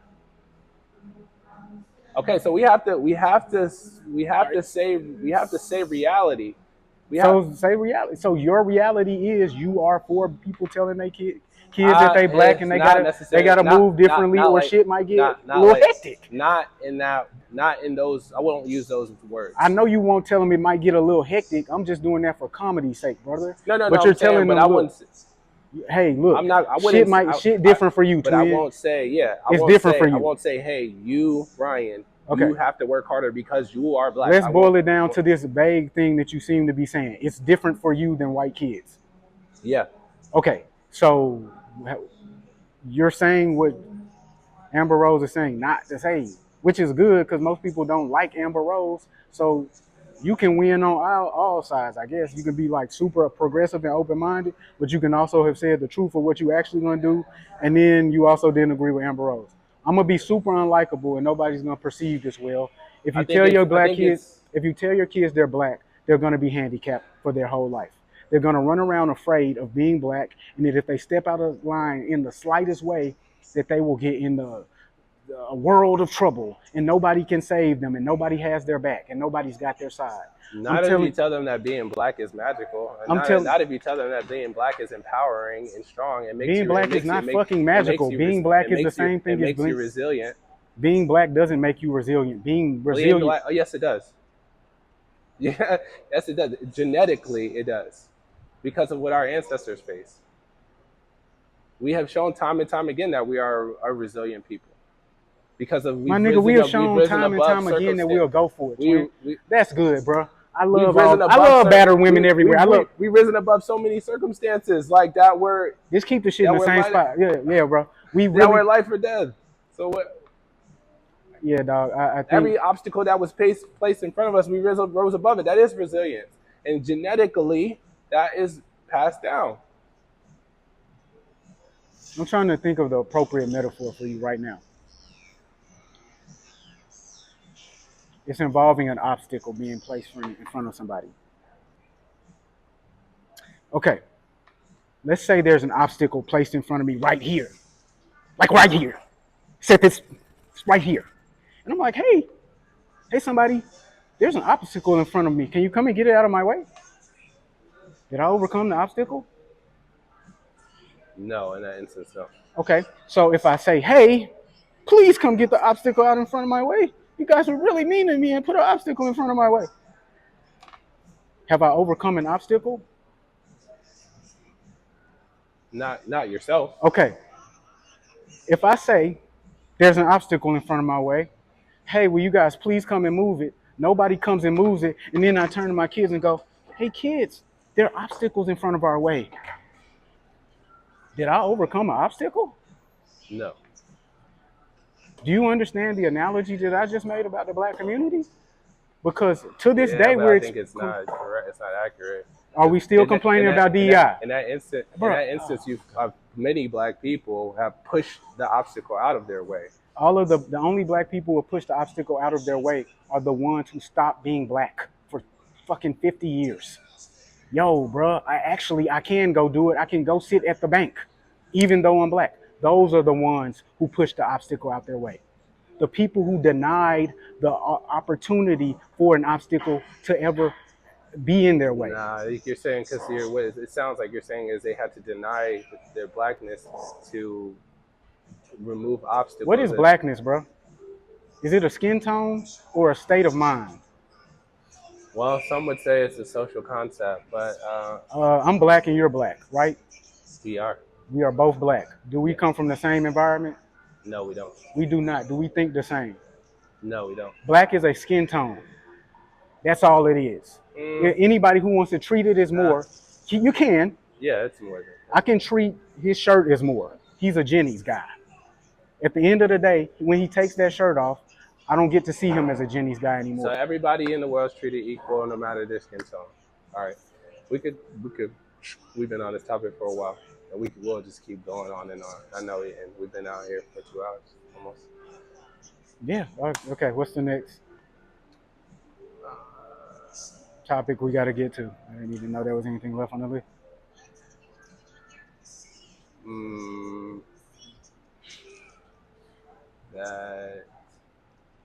Well, you had the Stephon Diggs thing on here. I didn't really know how deeply. Yeah, I figured you wouldn't want to. I figured you wouldn't want to do that topic. Yeah. I mean, but you put it on there. I'm not gonna. I mean, I looked into it somewhat. I know it's a. I mean, I don't really got anything to say. I think Stephon Diggs got to get his shit together. Stop worrying about being cute. Stop worrying about matching up with hoes on the internet and living like you respect women and shit like that. And yeah, my main point with the Stephon Diggs thing is that he's gonna fuck around and be out the league. You know, if he don't get his shit together, I think it's like. I think the nigga's out the league, right? You gotta for good though. I mean, because he can. The nigga's like 30-some years old, right? Yeah, but I mean, nigga ain't gonna have that much longer of a future. He probably got 2 years left at max. But I mean, the team that signed him went to the Super Bowl right away. So I mean, I think he's. And then they cut the nigga. Yeah, the legal shit. That's what I'm saying. So I think if he doesn't keep the main thing, which is football, and not the lifestyle, I think he'll be done. Because he's actively training right now. You know what I'm saying? I'm pretty sure they're fielding offers, but if another situation, he's gonna be done.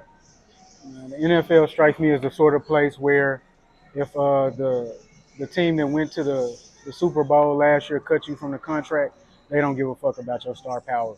They don't give a fuck about niggas like that. I don't think that Stephon will have a lasting contract in the league. I don't think he'll be in the league for the full next season. In my mind, it'll be the sort of thing he gets picked up and then dropped in the middle of the season. I don't watch football, so I really don't care about that. I don't know, bro. Niggas. I did wanna say add another point to the Jay-Z thing. I know we was talking about, just to take a step back. I was thinking about these lyrics as it pertains to the whole Jay-Z situation, and it's basically when he said, you know, wait, what did he say? What did he say? I have it actually right here. Dark night feeling, die and be a hero, or live long enough to see yourself become a villain. And actually, he has lived long enough to see himself become a villain. Like, that's literally what has happened, where people just really have an animus towards this guy, and it's just interesting. It's just interesting. But time and time again, it kind of shows that what people are saying on the internet about him and then what's happening in real life, similar to Ye, because that's from So Appalled. That was Ye, Jay, and Pusha T. The perception of Kanye West that exists on the internet is not what's being displayed in real life. Sure. Yeah. And then the perception of Jay-Z that's being displayed on the internet of hate, and that this guy's an evil capitalist, is not being displayed in real life with people showing up in droves. No, that's a fact, bro. Perception doesn't matter. Perception doesn't matter at all. Here's the thing, young kings. Every king, and this the problem, like, because nobody really at this point wants to be the winner anymore. People literally see winning as like a mean thing to do. Winning is a mean, huh? Yeah, like it's evil. Winning is evil. Interesting. This is why young men want to be exceptional at anything. And it is because the king does, in fact, get his head cut off. I was thinking about it myself the other day as I was walking, and I thought to myself, if everybody had to sit in the chair with the sword of Damocles dangling over their head, how many people would be king? There's a lot of bitch ass niggas that would never do it. I asked myself, would I sit in the chair with a sword aimed at my neck? And in order to be king, I would. Niggas don't want to win no more because you're gonna become the villain. And most niggas won because they wanted to be liked by a lot of bitches and cool guys. But the role of the king is to keep the castle straight. So whoever is the king, they become comfortable early with people misunderstanding the decision that they made or the reason why, thinking it's inappropriate, things of that nature. So Jay is just doing what the king gonna do. I gave him half of Billy, my wife straight, my daughter good, and I'm the king of this bitch. I'm the one they can't control. We don't do no ass kissing. That's what he told you. Hope told you. He told you this 30 years ago. That's the thing. Jay-Z never lied in his raps. That's the thing. Niggas cap rappers. He never lied once. Jay-Z never lied one time in his rap, and that's literally why I'm running around to this day. Sensitive thugs. Y'all all need hugs. The nigga didn't lie. Biggie didn't lie. Ye didn't lie. There's a few niggas that lie in every rap they tell. But some of these niggas is just real prophets. And I encourage you young men, tapping into the Heaven on Earth Society, figure out who's real, who's fake, who to follow, who to go. Don't add up. You'll make it to the kingdom. Yes, sir. The king said so. Yes, sir. Oh, last thing actually. This is my very last thing. If you fuck niggas don't even man up enough to just help another nigga out, shit is getting fucking sad and pathetic. I was running up the belt line like a week ago. Old man, I'm jump roping and shit. This old man's looking at me. This bike swerves around him and they almost collide. The old man stops hard and topples over the top of his bike. Lands on the ground, busts his face. At first I was thinking, damn, this nigga a bitch ass nigga, like he doing all this hollering. All he did was fall off his bike. Then he said, my teeth. I said, fuck. His teeth cracked. Nose bleeding. Shit fucked up. His bike was on top of him. So I picked his bike up, and I'm just looking at everybody else in the area just stare at this old nigga.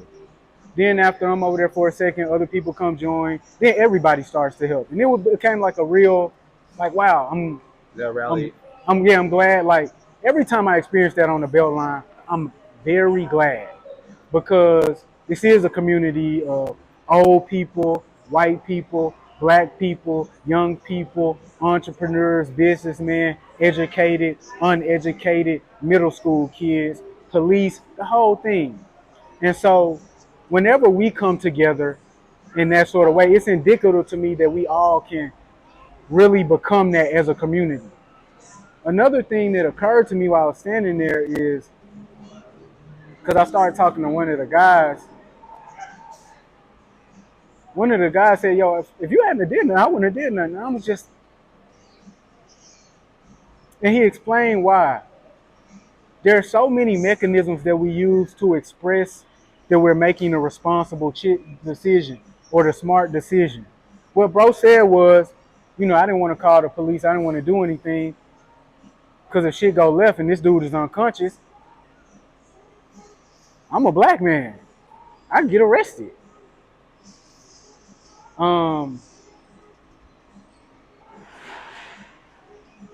We got the guy together. Nobody got arrested. Everybody said thank you, except for the few people in the comments that said, you a fuck nigga for posting this. You're not even really there for people for real. I pulled the bike off the top of the guy's body, called the ambulance, made sure we had all the safety instruction, made sure we followed protocol. The white lady went and stood lookout for the ambulance.